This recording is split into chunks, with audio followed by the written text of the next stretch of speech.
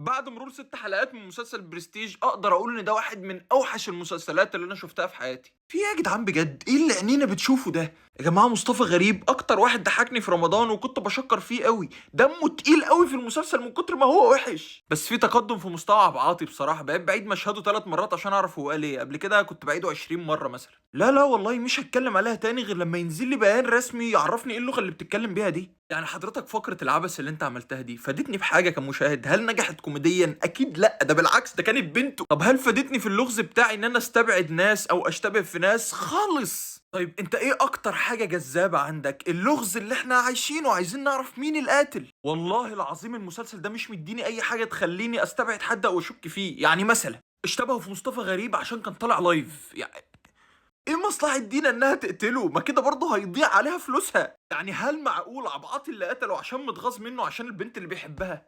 باقي الناس الحاجات اللي قالوها عشان يخلوني اشك فيها ما تستاهلش اصلا انها تتناقش من كتر ما هي ساذجة. فاضل حلقتين والمسلسل يخلص ولسه ما اعرفش معتز التوني كان جاي يعمل ايه. يا عم يا ريتك ما مت يا عم، ولا كنت انا اللي قتلتك ما كناش شفنا الحاجات دي. بس لو عجبك الفيديو ما تنساش تعمل فولو عشان 99% اللي اتفرجوا مش عاملين فولو.